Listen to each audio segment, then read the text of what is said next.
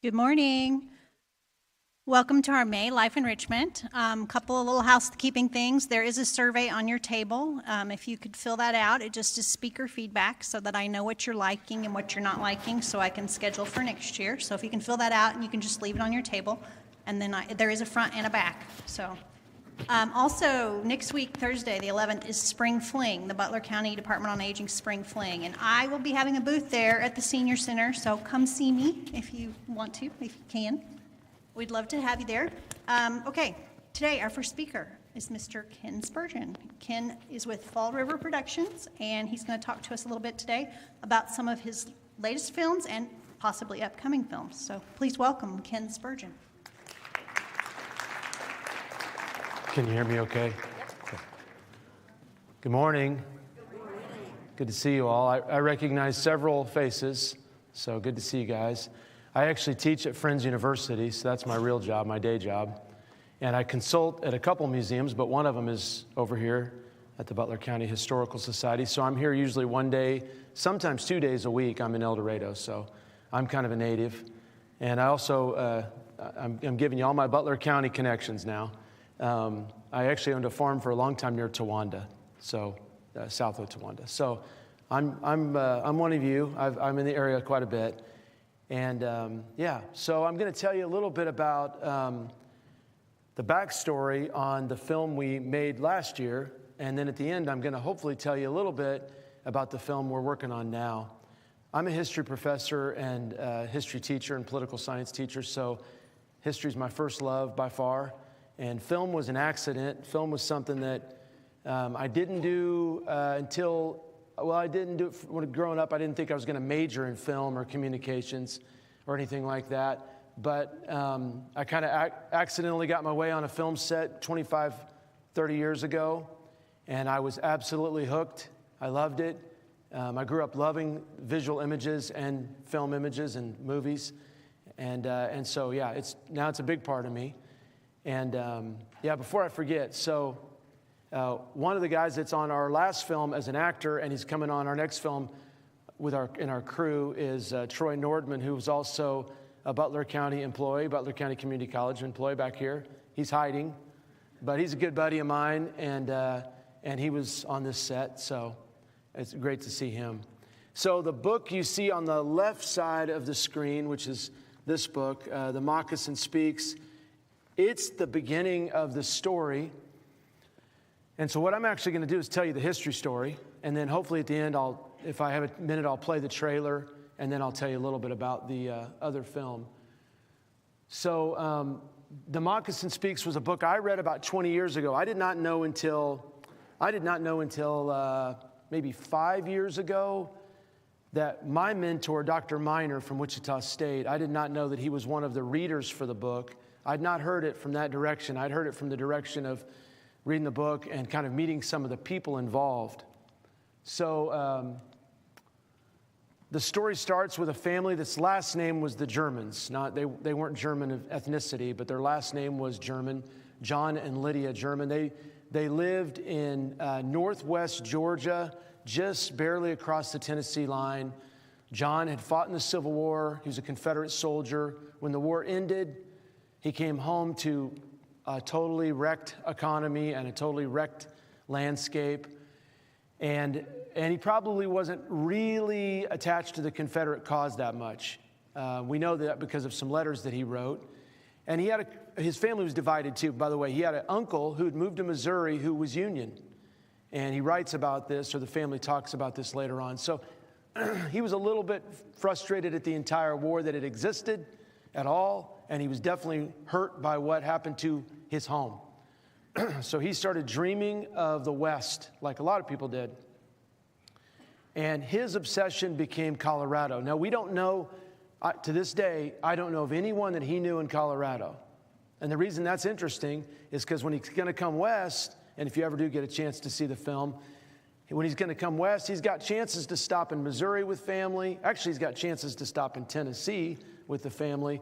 He's got chances in Missouri. He has family in Kansas, in Elgin, Kansas. But for whatever reason, it was Colorado all the way. I think part of that was timing. He was convinced he could get more land, more opportunity, more space in Colorado. because of the time that we're talking about here. So he makes several stops along the way. The most notable one is an uncle, like I told you, in Stone County, Missouri, that he stays with for 6 months or so. That family begs him to stay. His own children beg him to stay. I know that's all hindsight now. And then he makes one more stop in Elgin, Kansas, which is in southeast Kansas, a really small place, small town. And then the family pushes on. And they push on, to the best of our knowledge, they probably came through Wichita. We know they went north and connected with the Smoky Hill Trail. And so basically I-70, think of I-70 or a little south, and that's how they're going west. And on the night of September 10th, John and Lydia and his big family, which I haven't talked about his family yet, but I'll be talking about his family in a minute. John and Lydia are about 40 miles from Fort Wallace. So, and by the way, that's a dispute too, because we're not exactly sure. Until we have an archaeological find, we probably won't know pinpoint. But let's just say they're 30 or 40 miles from Fort Wallace. And everything he knows up until now, and by the way, I forgot to say this, it's taken him 4 years because of these big long stops where they've stayed with family, tried to save up money.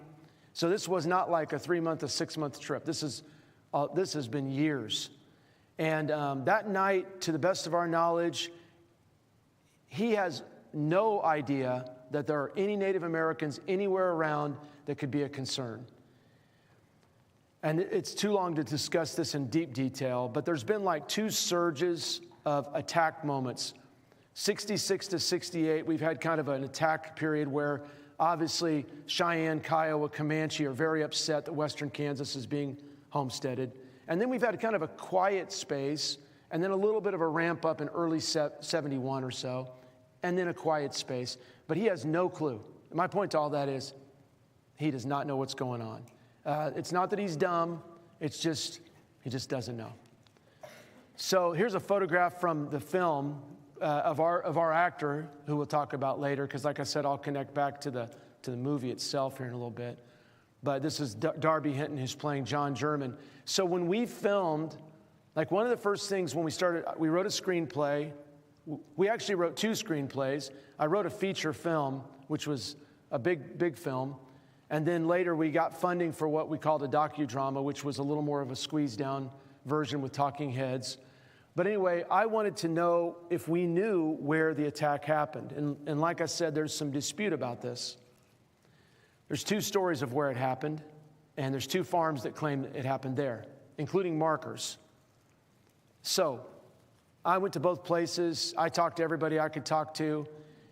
To the best of my knowledge, we filmed exactly where it happened, which was eerie, by the way, and the ranchers and people we talked to also. So we filmed on location. So this is us with our wagon at the time of portraying all this. Now, before I tell you what happened directly, let me tell you a little bit about the family. So the family was John and Lydia, and then they're going to have 7 children. So all in total, we have nine individuals involved here. All are female except one boy named Stephen. So the morning of September 11th, the German family rolled out like they rolled out every day. Later on, the oldest daughter that will live said that the day before they met a traveler who told them, "You're one day from Fort Wallace." Now, I don't know if you know western Kansas, but when you get to Fort Wallace, you feel like you're almost to Colorado. You're not really almost to Colorado. You still got another 40 or so miles or 50 miles, but you're getting close. You're smelling Colorado for the first time. So later on, Catherine German would say we were pretty excited on September 10th because we were like almost there. Take a day or so at Fort Wallace, and then within another couple days, we'll be in Colorado. So they were almost to their destination that they've waited on for 4 years. Well, that morning they rolled out, and they probably had gone no more than a quarter or half mile. The night before, they had been being stalked. They'd been being watched. And so the night before, we have pretty good idea that the night before, the Native American band that is nearby probably camped within a mile or so of them. So they're being watched. So that morning they roll out, they go no more than about a quarter mile, maybe a half mile, and this attack starts. And the way the attack started was the first thing that occurred is that an Indian woman named Moki, or a buffalo calf woman, and she was a warrior.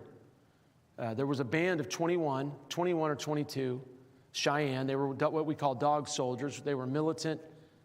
They were fighters. They were fierce fighters. 2 women who were warriors.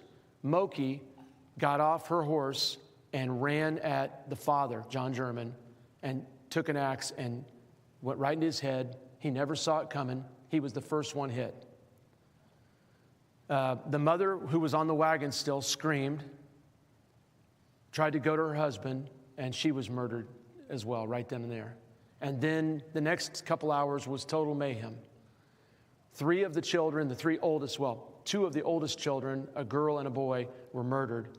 And then some accounts, they lined up the 5 remaining girls and had a debate about what to do next. And by many accounts, several accounts, they picked a blonde-haired girl that they thought was the oldest, next oldest, but she wasn't. She was just tall for her age. And so they killed 3 children. So 5 German family members are dead. The wagons are set on fire. The belongings are set on fire. And they take captive these 4 girls. When I wrote the original screenplay, I called it The Captives. I wanted to call it The Captives and have the movie be about the search to find them, because that's actually what to me was kind of interesting. It's all interesting, but that was really interesting. And the book does such a great job. By the way, I should tell you, the book was written by a great-granddaughter of the girls, named Arlene Yakin. So, So this, I'm just showing you the terrain. This is where it happened. We believe this is where it happened. The ridge you see over there is where we think the band, Cheyenne band, was on the other side of that ridge when they come over. And we think this is where they camped. Again, there's a description by the oldest daughter that lived, which is Catherine German. She was 17 at the time, so her memories were pretty good. At least describing the terrain, her memories were pretty good. In the 1930s, one of the girls who survived came back, and she also said this was the location. And they put that little marker right there was done in the 1930s based on her memories. So, it's got some validity one way or the other. We like I said, when we got ready before we even filmed, we went out and took lots of pictures just to try to imagine to ourselves terrain, where we'll shoot, how we'll shoot, etc. This is actually also where Troy's scene was filmed. He's part of a group of people, or he's actually the hunter who found the bodies and the wreckage. And so he filmed out on this location as well. So the story is the search for the 4 girls. So here's what happened. So the 4 girls' ages and the 4 girls' names were Catherine, Sophia, Julia, and Addie. The 2 older girls were 17 and about 13, 12 or 13, and then the younger girls were 7 and 5. The 7 and 5-year-old, which is Julia and Addie, were dropped off within days. We don't know why, but possibly at some point the warriors just thought it's too hard to handle them. It's too hard to take care of them, so they were just dropped off. And they're going to live, but they spent 6 weeks with no one. They just wandered the woods for 6 weeks, and which you can imagine. They were emaciated. In fact, when they were found, only one of them could stand up. So they didn't have much more than another week or so to live. They were in bad shape. The 2 older girls are going to be captive for a long time, and they're not. And the 2 older girls were the ones that were treated very, very bad. But I want to go through for a minute the names of some of these Cheyenne warriors that were involved. First of all, in the quick backstory, I don't have time to do the big backstory, but the quick backstory is that the Cheyenne tribe had been attacked themselves, of course, 3 or 4 times in the decade before, most notably at Sand Creek, which was a horrible, horrible massacre where many Cheyenne were killed. And it turns out that when I told you Moki's name, which is easy to hate Moki because she was rough, but she had lost many members of her family a decade earlier at Sand Creek. So she's an angry woman. Medicine Water is the man. He's actually the leader of the band. Moki's his wife. Graybeard and Stonecalf were both chiefs. Stonecalf was probably the larger chief. Cheyenne don't have one chief, even in a band. They can have as many as 44. In fact, they have what's called the Council of 44. Again, it's a big story because it doesn't always work quite that way. But anyway, the group is called the Southern Cheyenne. So again, I'm giving you some of the history of all this. What the German family didn't know, what nobody would have known, is that this is all happening inside of something called the Red River War that's actually happening in Texas, and it's sort of evolving in a weird way. So, give you an idea what's happening, why we call it the Red River War. It does take place primarily in Texas, Panhandle of Texas, and Oklahoma. Buffalo soldiers have been hunting for buffalo. They've been hunting in western Kansas. They've been hunting Texas Panhandle. And so that's what's riling up a lot of things. And we have several battles. They're small battles. The Battle of, some of them aren't super small, but the Battle of Adobe Walls is one people have heard of sometimes. So this is all happening within that. So when the Southern Cheyenne make this attack, they're mad. They make the attack. They've made more than one attack against captives, and now they're racing down to the Texas Panhandle, which is where they're from. So in my Kansas history classes, sometimes I bring up this map just to say, here's ranging areas for some of the Plains tribes. You don't see the Cheyenne on this map, but the Cheyenne are like the Comanche. They're great riders, and they're moving back and forth from Texas up into Kansas and back and forth, especially the Southern Cheyenne. That's what's happening at this time.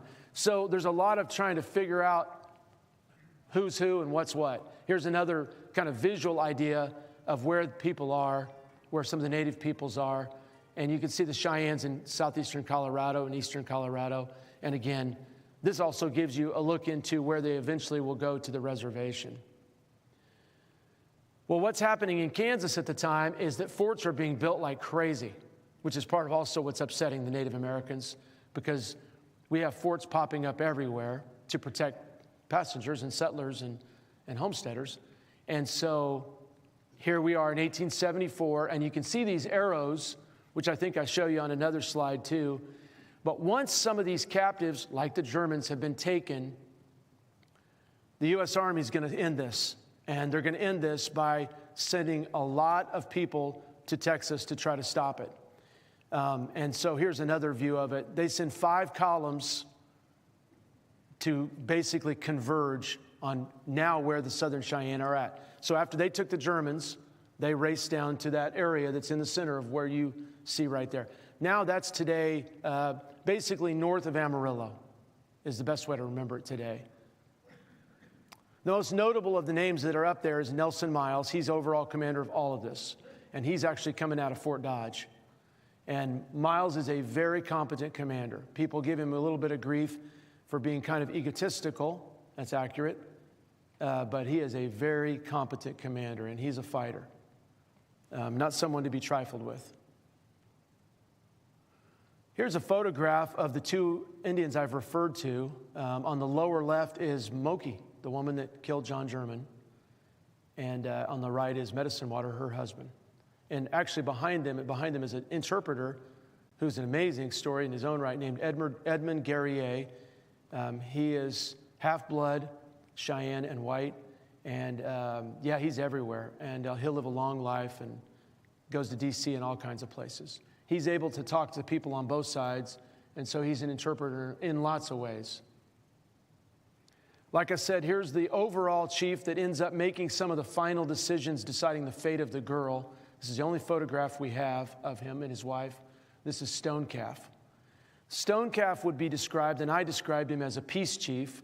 He wasn't always. He was a little more militant in the early years.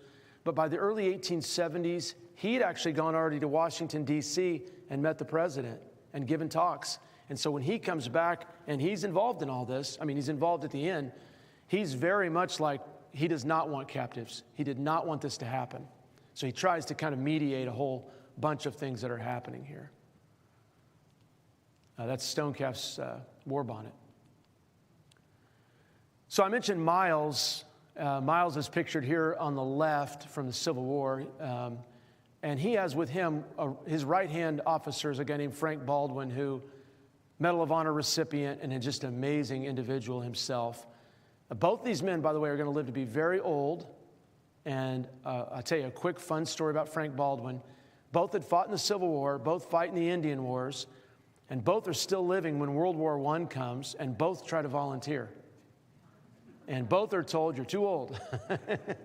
And Frank ends up living in Denver and he does end up helping to enlist men in the Colorado regiments for World War I. So he actually kind of is involved a little bit in World War I, but they're both in their 80s and they're both still at it.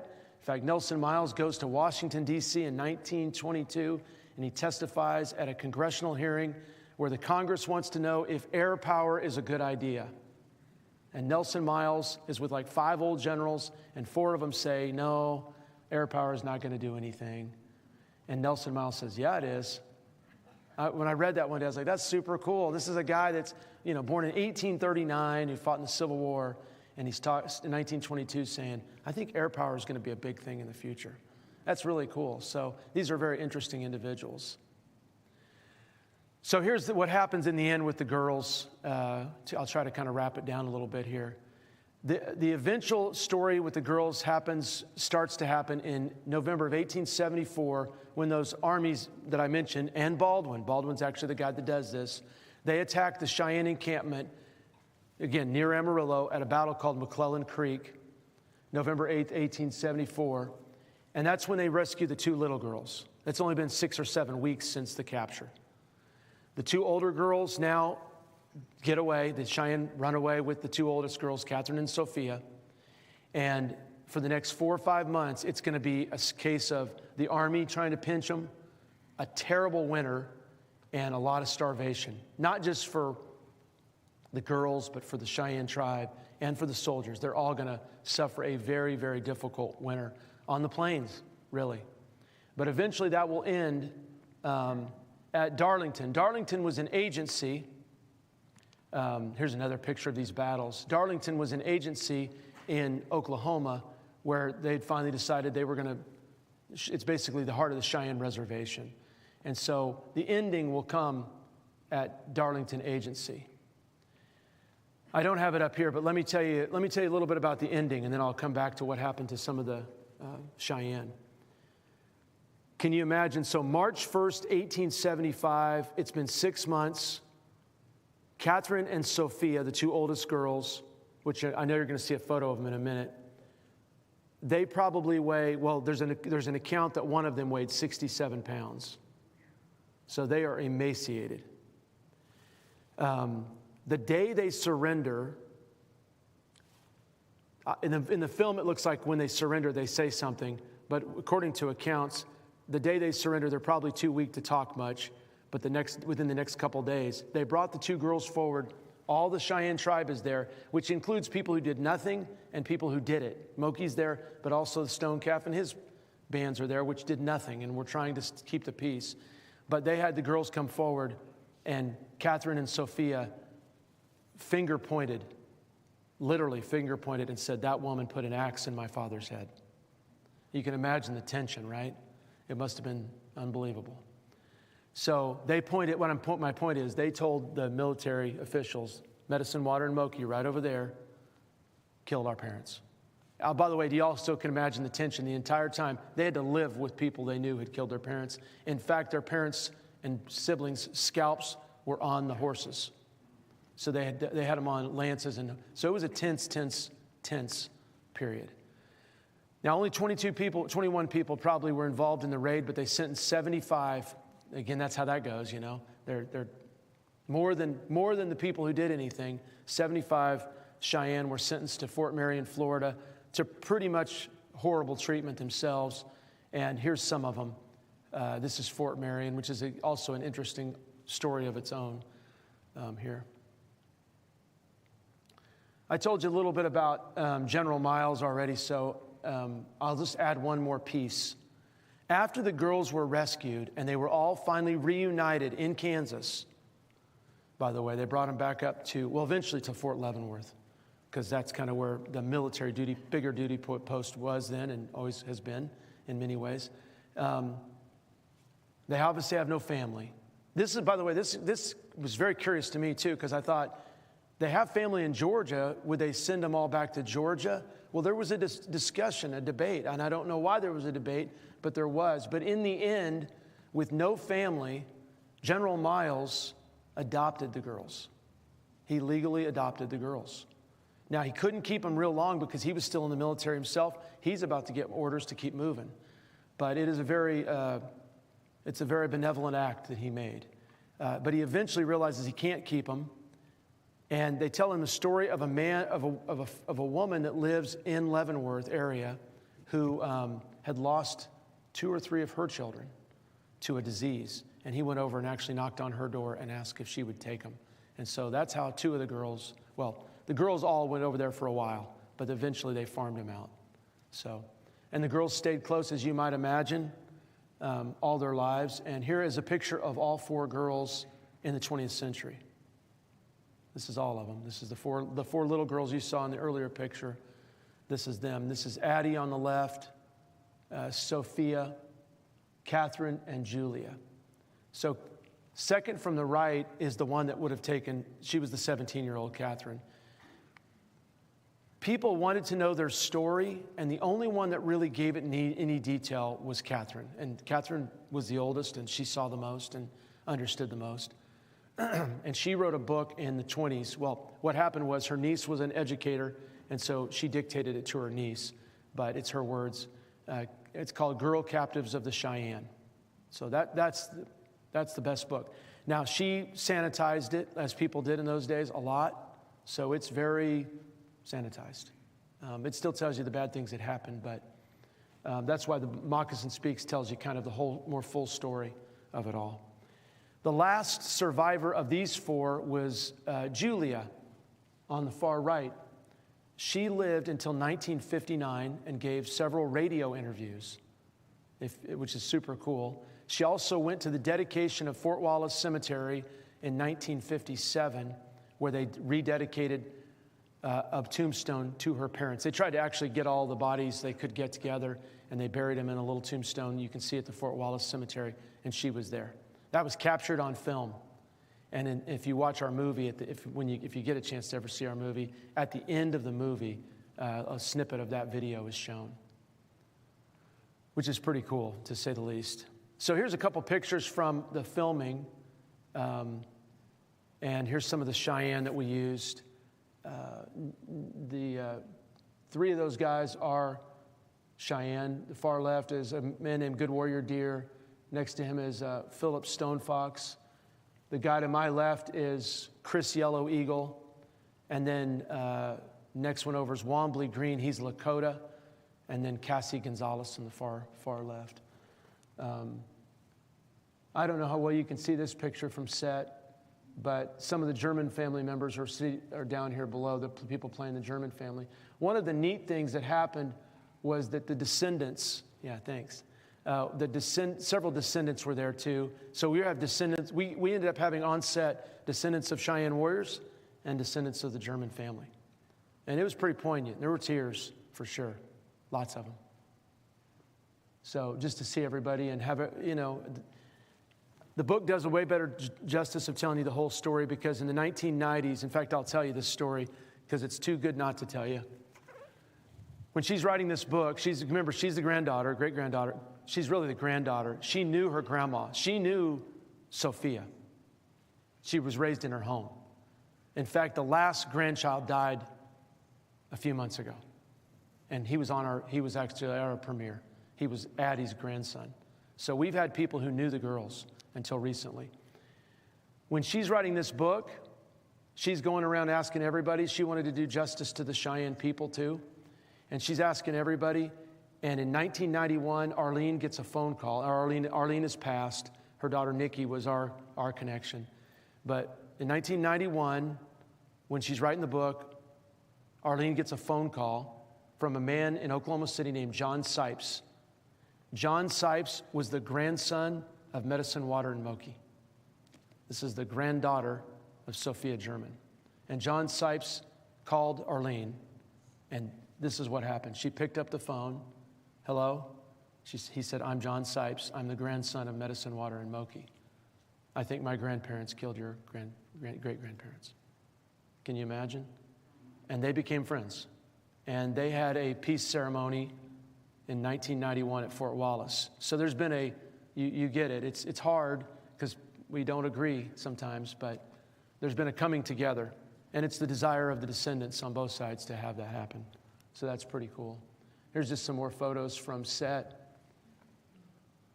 You may recognize this actress. This is Mary McDonough, who played Erin on The Waltons, and she played Lydia German for us. She's pretty great.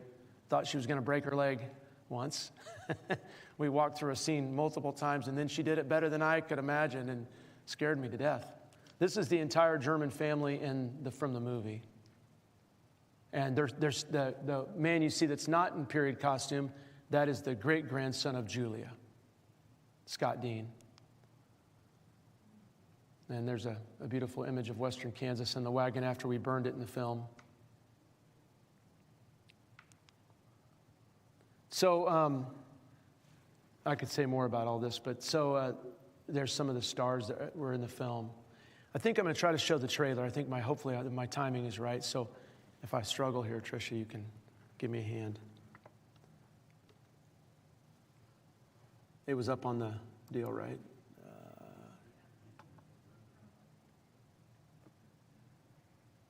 Yeah. Okay, yeah.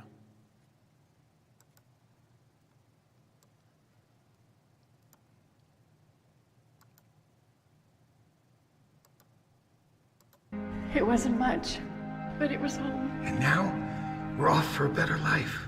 Trust me. But I'll never see this place again. I'm sure we will.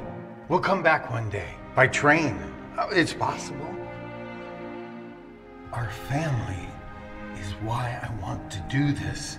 John, if you go past Kansas, you're just walking in no man's land. Lydia, the children here are starved. Your father offered help. I don't want his help.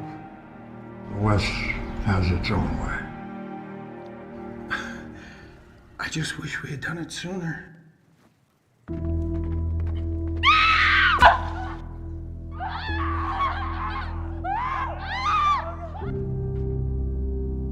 More reports from Kansas of attacks. Who made these attacks? Cheyenne, I believe. We've got troubles everywhere. Our people are no longer of one mind. Found a burned up wagon near Fort Wallace, sir. Several killed. They found a Bible. You're going to kill me. My God, child. Who did this to you?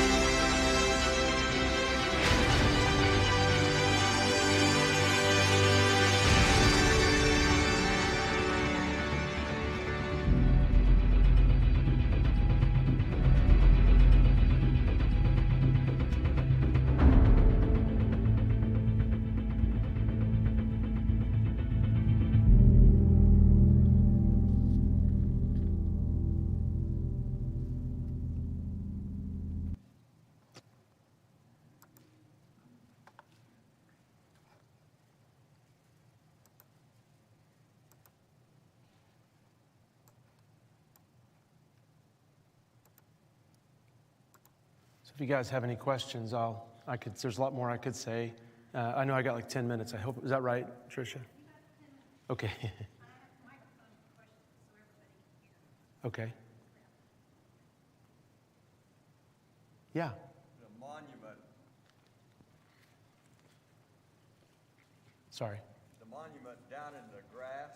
Yes. Where is that located? Is it on private property? It's on private property.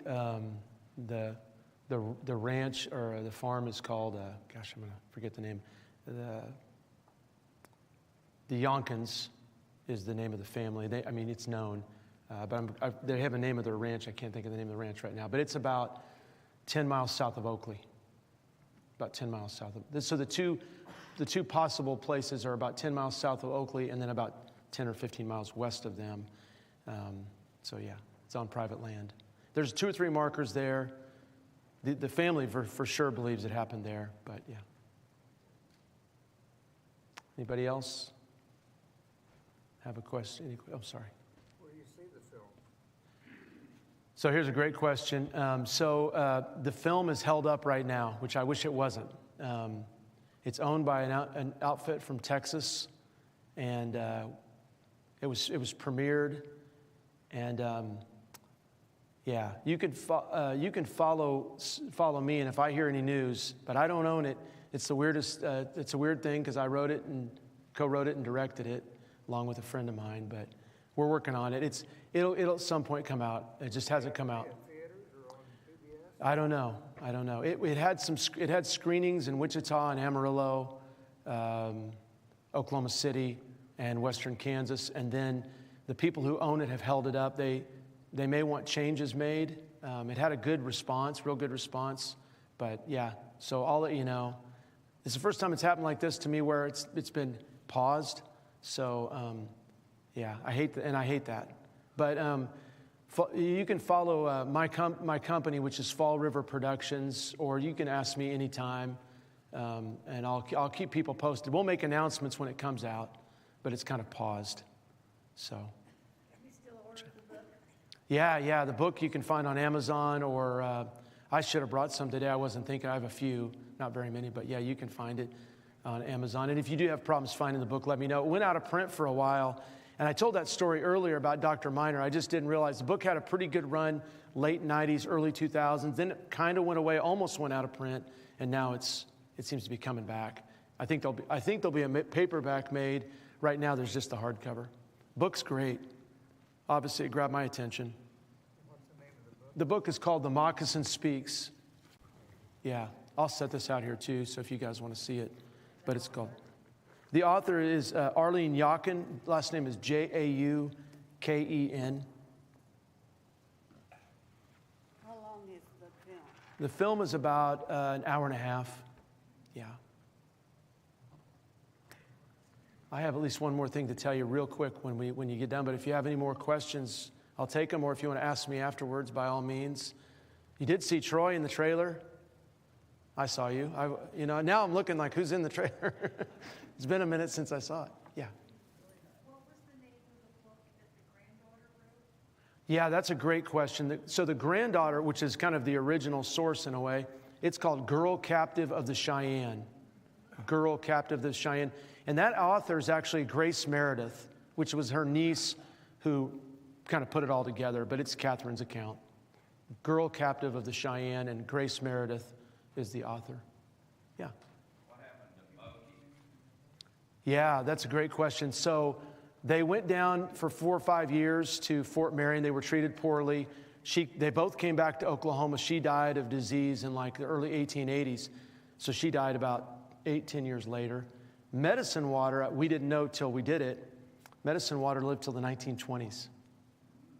And yeah, he kind of got away with things because he was a bad guy.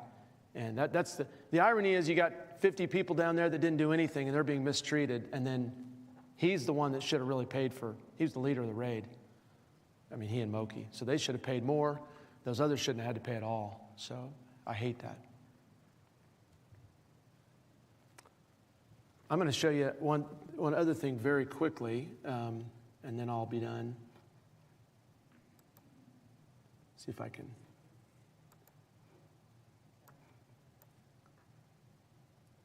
Oops. Oh, I know why. I should be able to handle technology, but sometimes I can't. Here's a happier story, although I was told recently this isn't that happy of a story. But I said, this is more peaceful anyway.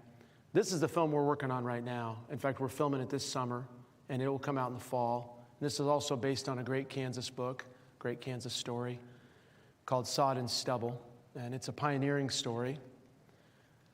I like it. I say that it's a love story. It's really a love story about a family, and I love Little House on the Prairie, and I love Laura Ingalls Wilder, but this is sort of an adult version of Little House on the Prairie. And when I say that, I don't mean it like in the sense that it's not inappropriate. It's very appropriate. It's just maybe looking at it from the adult's perspective, the mom and dad's perspective, hardships, pioneering, prairie fires, grasshoppers, and then what do you do when your kids move away? Do you go where they go, or do you stay on the farm? And that pull that every pioneering family or farm family has with all of that. So that's what we're working on. Yeah, we're filming this actually starting in June, and we'll hopefully be wrapped in August. And this one I hope will come out in like October or November. That's our dream. So hopefully. But if you haven't read this book, it's also a wonderful book. And this book was written in the 30s, and then it was revised and added to in the 1990s by Von Rothenberger, a friend of mine. And it's published out of the University Press of Kansas. You can find this one online. Actually, you can find it now over in El Dorado, over here at the museum, because we've ordered some. Okay. It is in the, was the last time I was there. Okay. The bookstore, yeah. It was a good book, very good. Yeah, I love the book. And this is another one of those ones I told it in Kansas history teaching for many, many years. I just told it because it's kind of the consummate pioneer story, but it's more than that. By the way, the author of this book was a longtime economics professor at KU named John Ives. And I, just like 2 months ago, I went to Lawrence to do some research and ran into somebody who had him as a professor. So there's a lot of people who still know who he is, which is interesting because he taught from like 1915 till 1969 at KU. He's pretty legendary. And yeah, so he's the author. It's the story of his family. Guys have any other questions for me? Well, thank you very much for having me. I really appreciate it.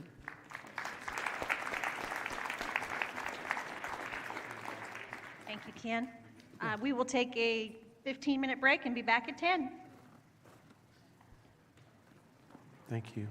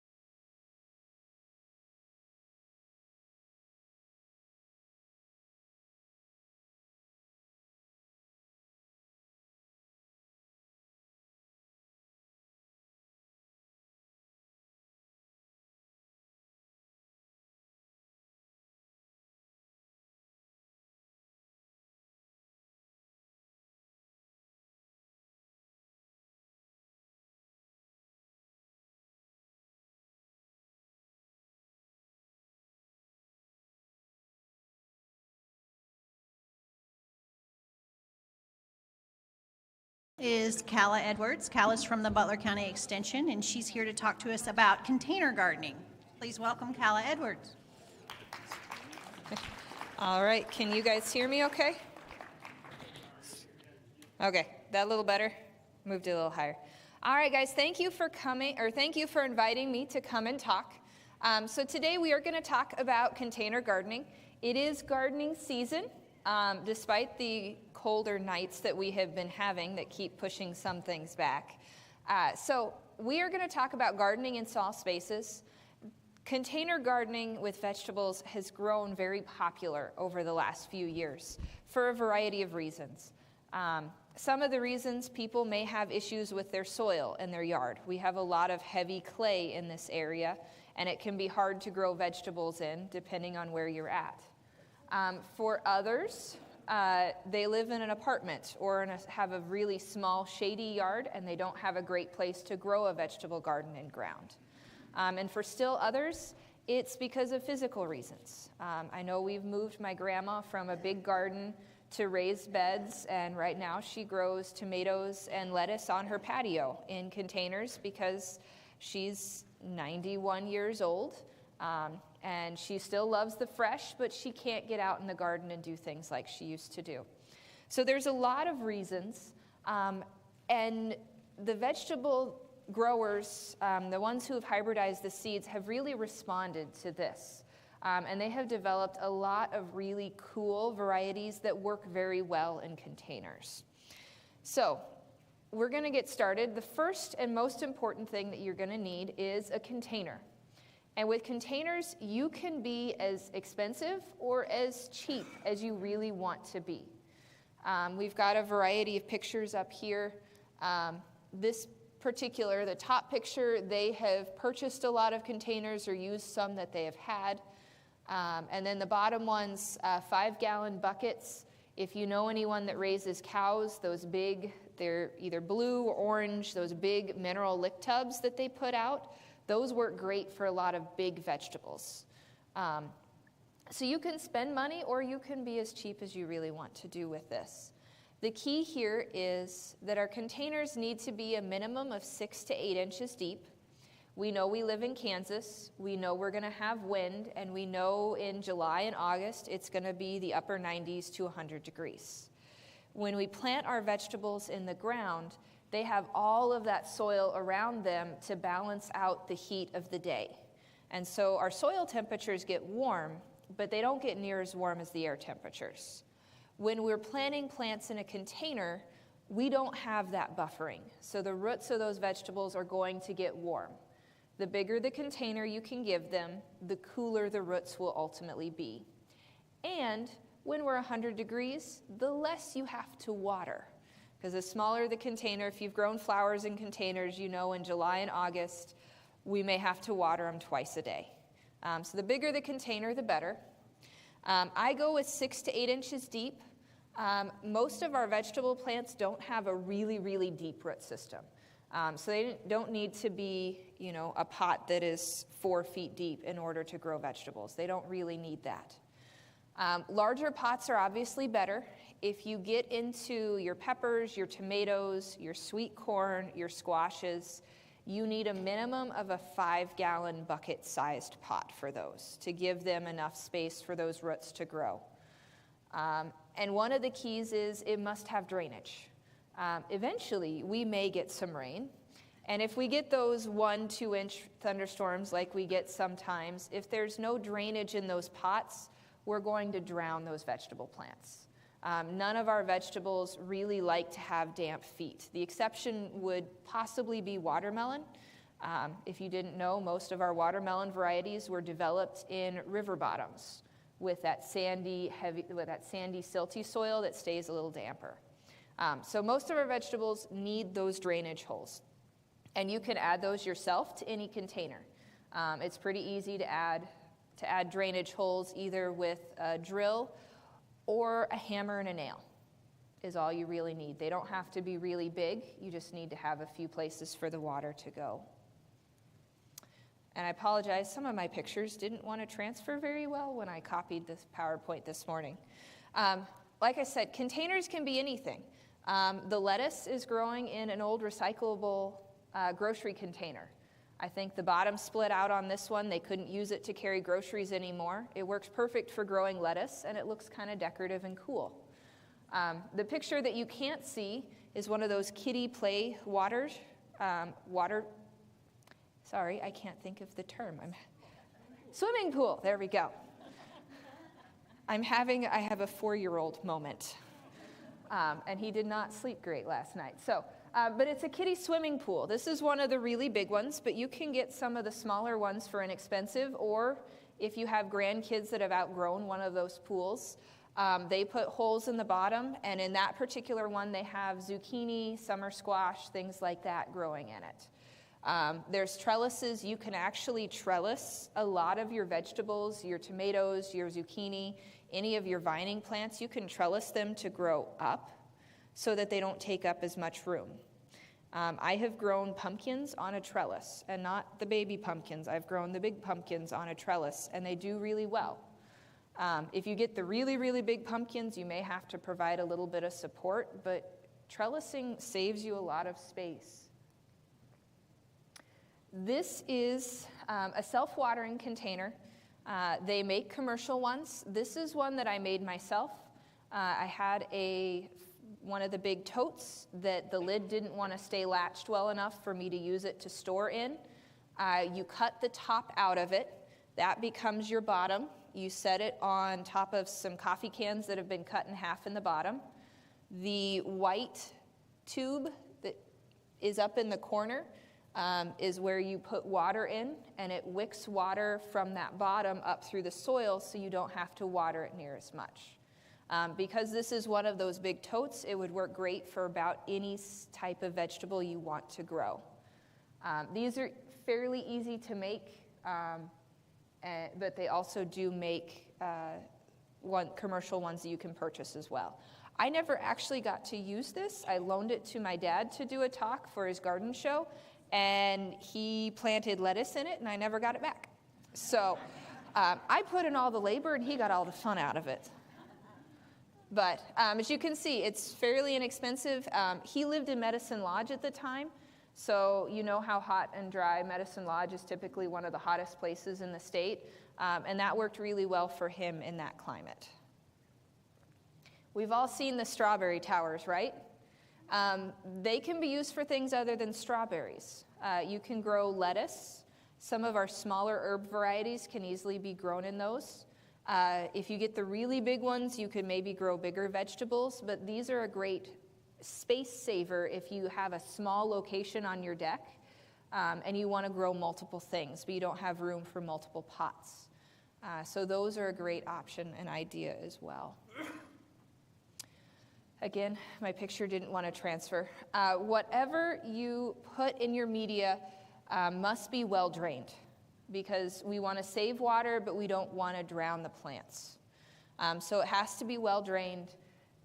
Unfortunately, most of the containers that we will work with, we have to use a soilless mix with other things.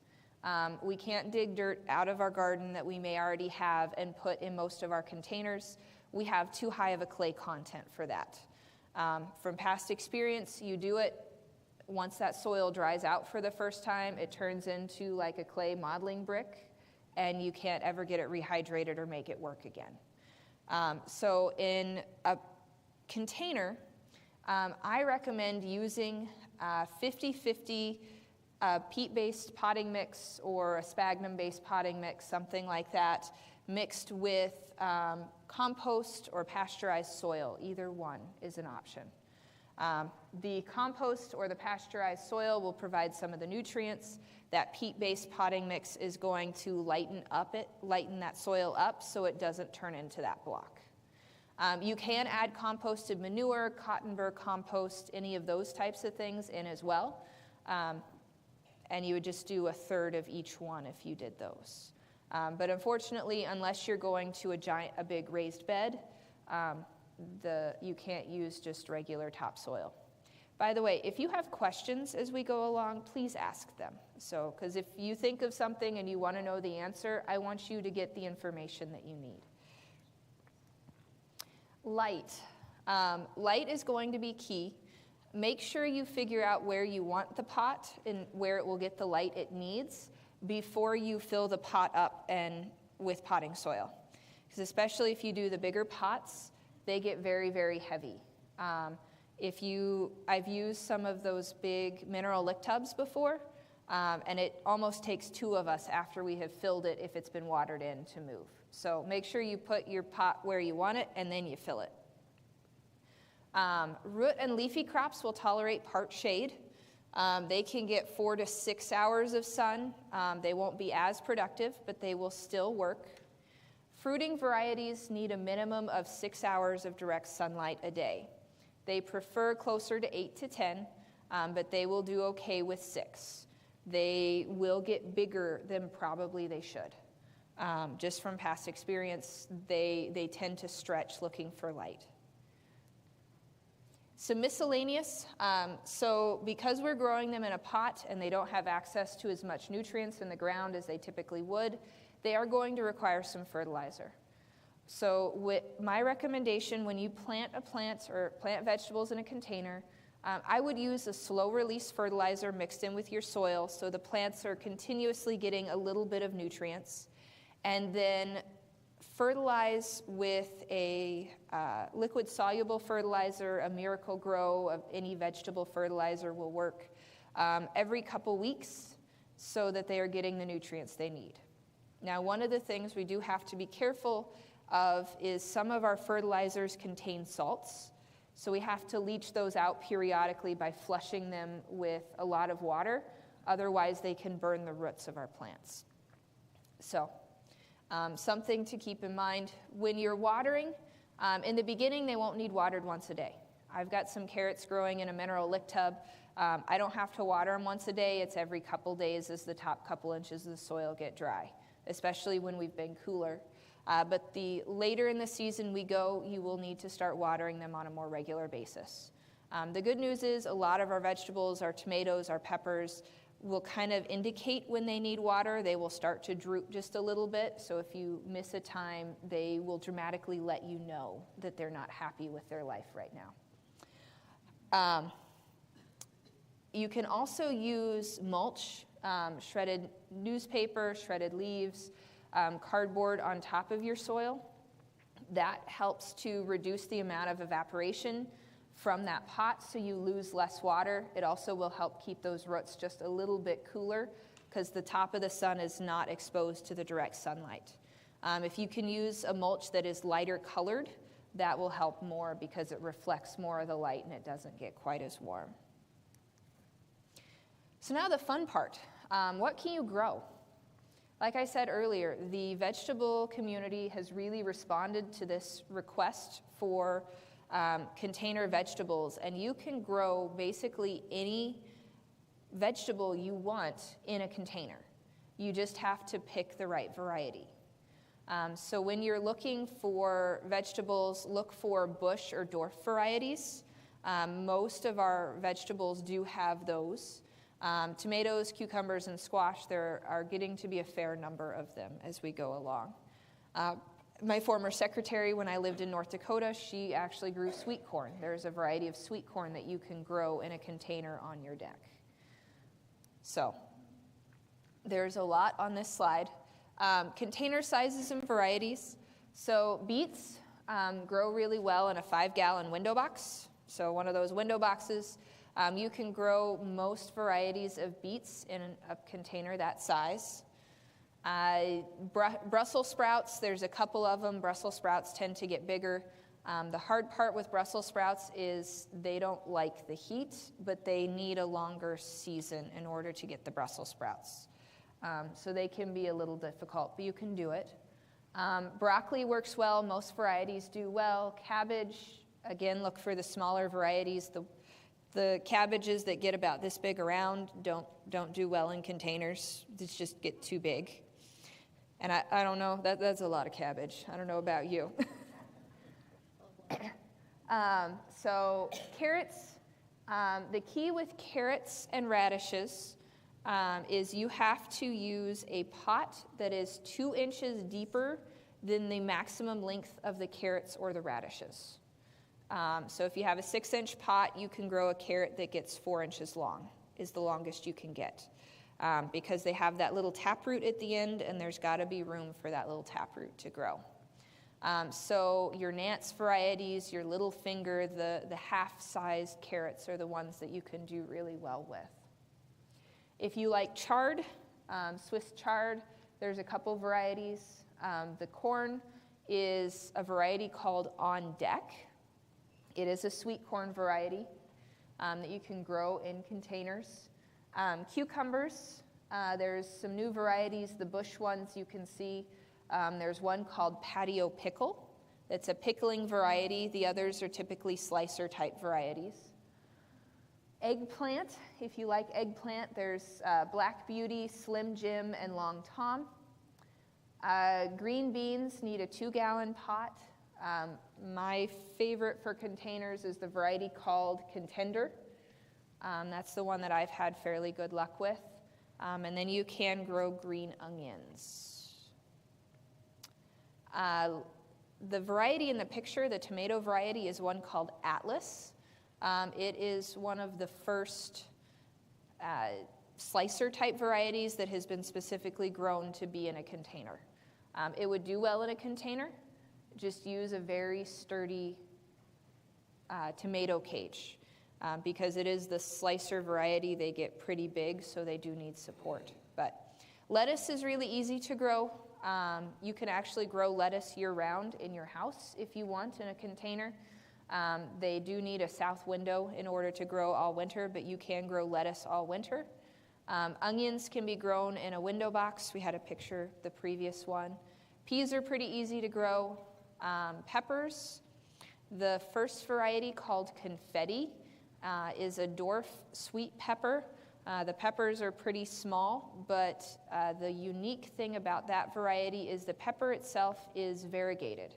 So it's very ornamental looking. It looks really great in pots and containers, but it does have those small sweet peppers, and they range in color from red through yellow to green, and the peppers themselves are striped. But that is a fun one to grow if you're looking for something ornamental but also edible in the pepper variety. Otherwise, you can grow a lot of different peppers, including jalapenos and habaneros if you have a spicy, you like the spices. Pumpkins are a little harder to grow in containers simply because of the size of the vines. Now, you can trellis them up. The variety that I've listed, it's called candy corn. It doesn't grow big pumpkins. They're about 1 pound, so they're not really big, but the vines are only about 4 feet long. But those vines produce a lot of little pumpkins. So if you grow that one, that will be one that you may be leaving in the middle of the night on your neighbor's doorstep because you have lots of little pumpkins. Kind of like the zucchini, you know, you sneak and you leave the zucchini on neighbor, yeah, same thing with that one. I grew that one in North Dakota. I had 4 plants. I ended up with about 100 little pumpkins, and I spread them around quite happily. So my little guy loves them. He was at the size he loved them. Radishes, most of your radishes do pretty well. In containers, again, remember your container needs to be a couple inches deeper than the radish type. Spinach does well. Your squashes, again, those dwarf varieties. So there's a bush acorn squash if you like acorn. 8-ball is a zucchini. Gold neck is a yellow squash, as is gold rush. And then black magic is another zucchini. Everyone's favorite, the tomato. There has been a fair number of tomatoes for a long time. Tumbling Tom was probably one of the first ones. They're the ones that you grow in the hanging basket. Patio, Pixie are some other ones. If you like cherry tomatoes, but you don't want to be overwhelmed with cherry tomatoes, there's a variety called Tiny Tim that gets about 6 to 8 inches tall and produces some tiny golden colored cherry tomatoes. It's a very, very small tomato, but it does very, very well. Spring Giant Atlas is the one in the picture. Jetstar and Celebrity are two of our older varieties that also do well in containers. And then if you love watermelon, Sugar Babies are a good one because of their size. They're another one, again, that you can trellis up. If you are trellising some of these things and you want to provide some support, if you take pantyhose and you cut the end off of them, you put the fruit in the pantyhose, and then you tie the pantyhose to your trellis support. The pantyhose stretches as the fruit grows, but it still provides support while not constricting it. That's a great way to support some of those vegetables, your pumpkins, your watermelon, your squash, if you're trying to trellis them up.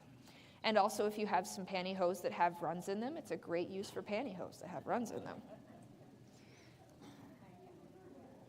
Of course, I'm sure you guys never have runs in your pantyhose, but when I wore them when I was in FFA, it was a constant battle. So these are some other pictures. The top one is a lettuce bowl that didn't come through. Then we've got some banana peppers, some red banana peppers, zucchini, I believe that's Black Beauty, eggplants, and then we've got some pumpkins growing out of the kiddie water pool. So, and then if you want to get really fancy, you can get into slightly bigger containers. But do we have any questions? I'm going to bring you a mic. Everybody can hear. Maybe I missed it, but the bucket that you cut the lid out that your dad didn't give back to you, well, you cut so much of that lid out. Why didn't you just take the lid off?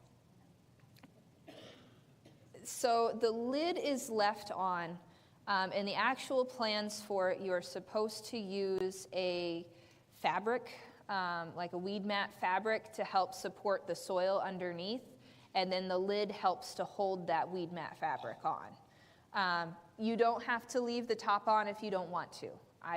For this picture, we left it on, and then that kind of supports that weed mat fabric. Okay. Also, is this presentation available at a K-State site or It is not, but we can, which part, do you want the, like the pictures of the different varieties, or? All the different pictures? Well, the ones with so much information on them, all the different vegetable varieties you can grow. I will make a PDF of this, and I will put it up on the Butler County Extension website, and then I can, and then I will get it to her, and she can email it out to everybody. Okay, thank you. Yep. Do we have other? Two questions. How do you winterize these pots so that they don't get too much moisture when it rains and so forth? Okay. And when you don't have the growing season going? For my containers in the winter, I usually I will admit, I leave part of them out on my deck, and then I take them in, and then I pull the old plants out. I don't tend to take them inside. If they have the holes in the bottom, the moisture should go through. If I'm worried about it, you could move them into a garage or into a shed. In some ways, it's good to keep some moisture in the soil all winter. Peat moss especially has a tendency to become hydrophobic if it stays dry too long, so it can be hard to get the soil damp and re-moistened in the spring if you let it get too dry. But I typically leave mine outside. You can bring them inside if you want to. You can reuse the soil in these containers for several years as long as you don't have any disease or insect issues. So. You've answered my second question. Okay. I forgot to mention that earlier. Yes, you can reuse the potting soil. If you get diseases with your tomatoes, you might take the top half of it out, and you could still probably use the bottom half. But every 3 to 4 years, I'd take part of it out, add some fresh, mix it together, and just keep doing that cycle. So you don't have to replace it all every year, because that can get expensive, unfortunately.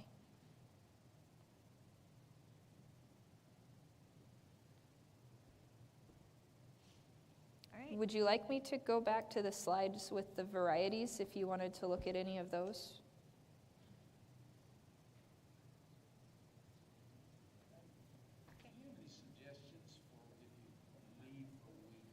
Uh-huh.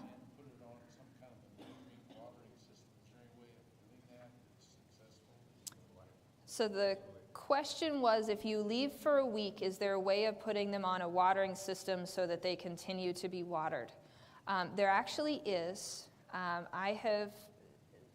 They have recently come out with timer systems that you attach to your hydrant. You could actually they have one zone and then 2 zones. So you would leave your hydrant on. You set your timer to come on every so many hours to water for so long, and it turns the water on and off for you on that cycle as you want. I have not personally tried them, but I have heard good things about them. And I believe I've seen them in El Dorado. I can't remember where, but I think you can get them in El Dorado. But that would be one way. Another way that I've seen people have good luck with, they make,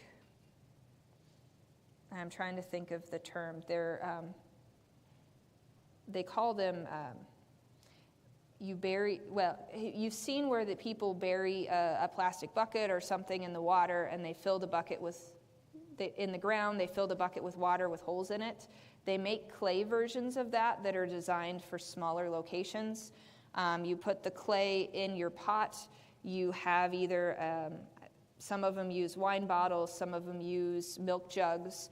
You fill the milk jug up, you put it into this container, and it slowly leaches water out. Those are other options. They're originally from the Southwest, the Four Corners area. They use them a lot down there. But either that or that timer on your hydrant would work as an option. You can have good neighbors. Yep, you can. If you have neighbors or family in the area, that is one option as well. Or family. Yeah, neighbors or family. So, any other questions that I can help with? And they don't have to necessarily be related to that. If you're having some other issues around your home or your yard, we can also try and help with those today.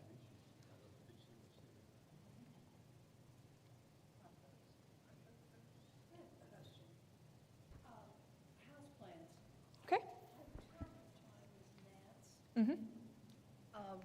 What can be done to get rid of them? So I'm guessing they're probably fungus gnats is what you're having. That's the most common problem.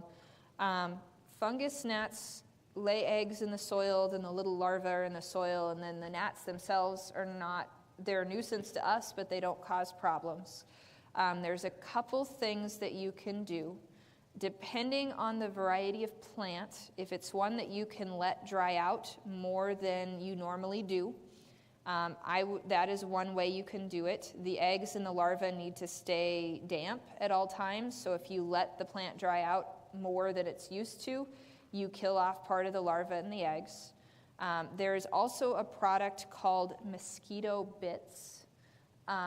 They make it's the same product that you use in like rain barrels or things outside that keep mosquitoes. There's some that is labeled for fungus gnats, and you sprinkle it on top of the soil of the plant, and every time you water, it releases some of the chemical, and that kills any of the larvae and the eggs that are in there.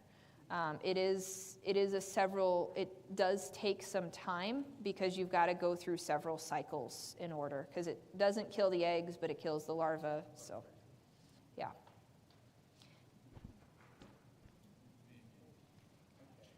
Can you redefine or embellish or something when you talk about when you want to have the soil for a container, mm-hmm. and you talk about, you have to be careful to, I don't know if you can just buy that soil, or it sounded like you almost mixed it.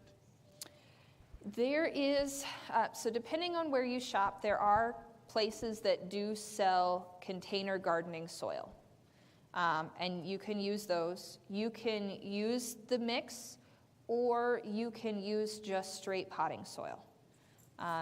Any of those will work. So you don't have to have a special mix necessarily. But yes, there is special mixes that you can purchase.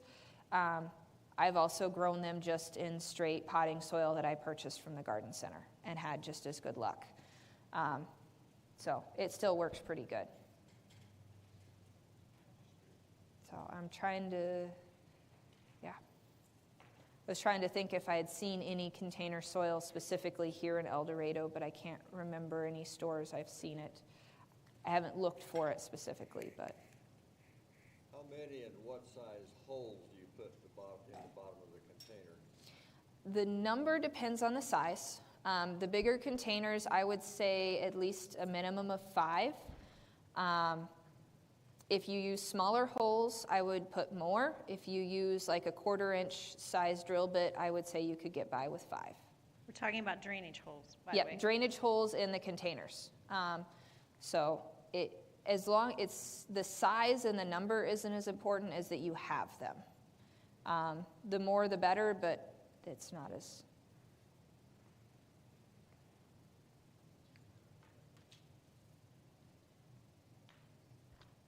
You talked about those jars, those clay jars that you can bury in there. Uh-huh. Any cheap ideas on how to do those? We looked at them at a garden show, and they were fairly expensive. So cheap way to do those, there's a couple ways to do it, but one of the cheapest ways is to purchase some clay pots. You will seal the bottom of one of the pots. You will glue them together with a special ceramic glue. You bury the 2 pots together, you fill them with water from the hole that's remaining, and you can put a cork in that hole or cover it with a clay saucer, and that works really well. So ollas, they're called ollas there. The term finally came to me. I had to circle around for a little bit. So, but that's a pretty cheap way, and then you can make multiple sizes depending on the size of the container you have. Whatever size of clay pot you can find. So, and those work well in the ground as well if you're going to grow vegetables in the ground. So, and it looks like we are maybe finally past the cool nights, so we could start putting some of our tomatoes and some other things in the ground. Squash, I would still wait a little bit longer. They like the nighttime temperatures to be in the mid to upper 50s before we put those out. Otherwise, they kind of get stunted and a little bit delayed. Plus, if you plant your pumpkins now, then your pumpkins are ready in end of August, early September, and not in October when we really want them to be ready. So.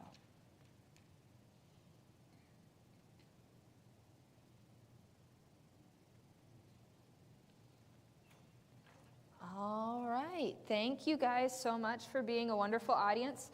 I will get her this presentation, a PDF of the presentation, so that you guys can, if you want, you can look at some of the information, and then the varieties will also be there as well. So they're easy to find. So, thank you, Calla.